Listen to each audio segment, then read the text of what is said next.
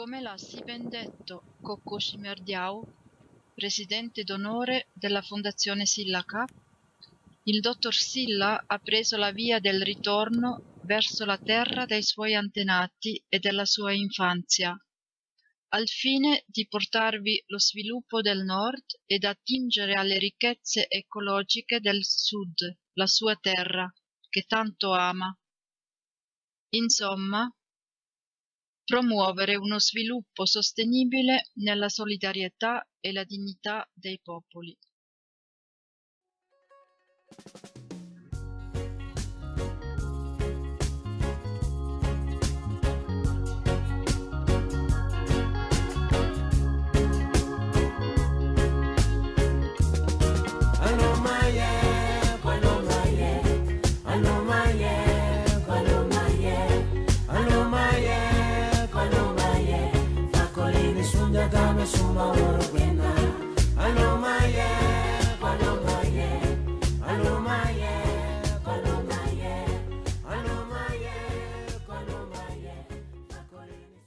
Tutto comincia dalla storia, la grande storia.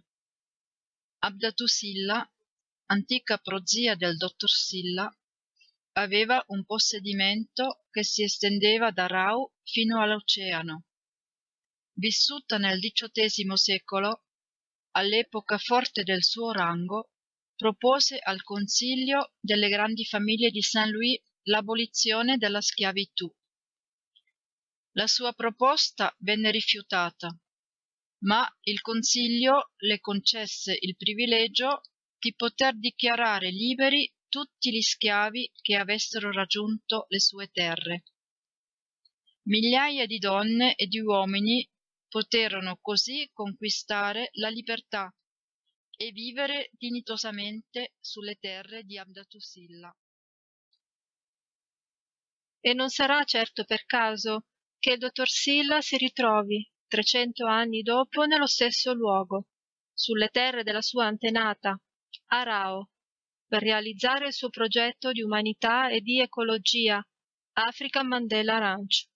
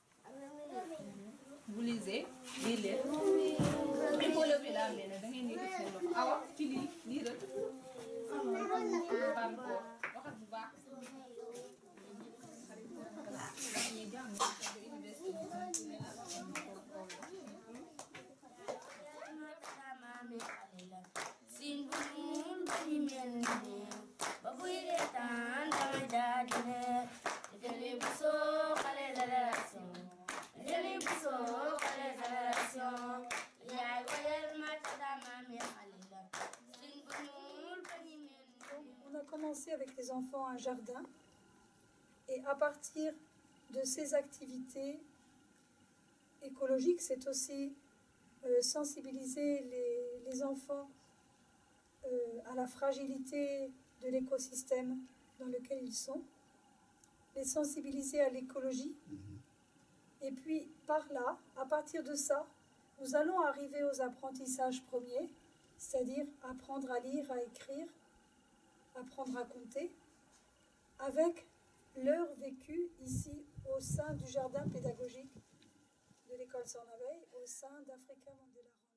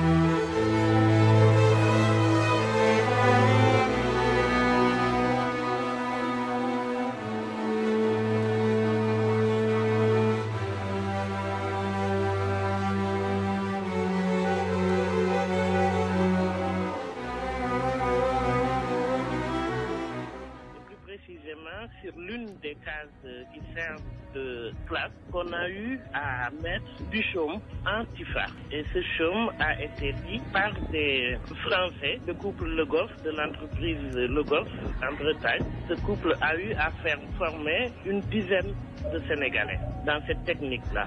Après la présentation de ce ranch à Khao, Madame Binata Samb Ba, parlez-nous des caractéristiques de ces toits en chaume. Ils ont d'abord fait une maquette où il y a eu 11 personnes, des Sénégalais, qui se plaçaient tour à tour pour apprendre. Et après, ils ont fait le toit entièrement d'une des cases, d'une superficie de 140 mètres carrés. Et le procédé est très simple. Il suffit de couper le tifa. Ils ont fait donc 1500 potes pour une case de 140 mètres carrés. Ils ont fait 1500 potes coupés dans les marais de bambou. Pour chaque pote, disons qu'il y a une circonférence de 60 cm. C'est ça le matériau principal, le matériau de base. Ils ont donc mis, selon la technique de l'entreprise Le Goff, ils ont mis ça sur la charpente, je dis, de la case. C'est d'une épaisseur de 35 cm. Ce qui est bien dans ça, c'est que avec cette technique, le tifa peut devenir même une source de richesse, une source de création d'emplois. Et pas cher, et c'est à la portée de tout le monde. Madame Binata Samb Ba, présidente d'honneur de la fondation Sila Tati Cap Onlus, par ailleurs ancienne ministre sous le régime libéral. Patrick et Michel, leur objectif, c'était de transmettre leur savoir, et je crois qu'on ne finira jamais assez de les remercier. Ça a été fait du fond du cœur, et ce qui a été fait est fantastique. C'est une première en Afrique.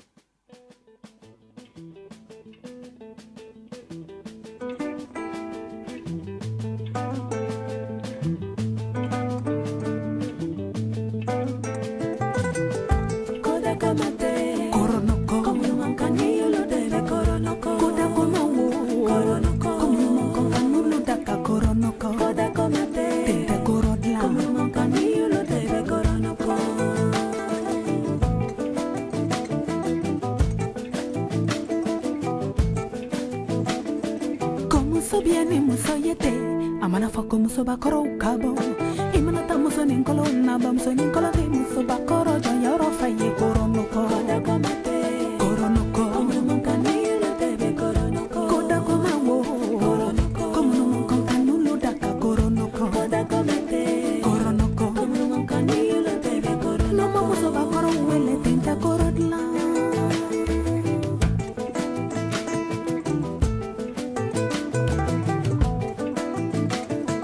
Nazra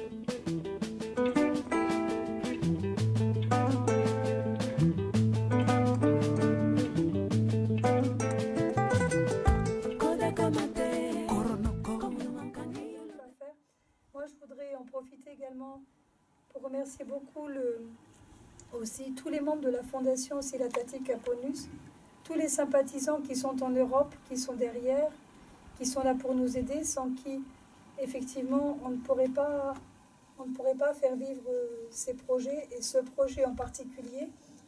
Et remercier aussi beaucoup le docteur Sila Tati, qui est le président fondateur de la Fondation, parce que il est originaire de Saint-Louis, et je crois que lui aussi nous guide sur ce chemin de la solidarité. Et c'est lui qui a fait naître cet esprit à Africa Mandela Ranch.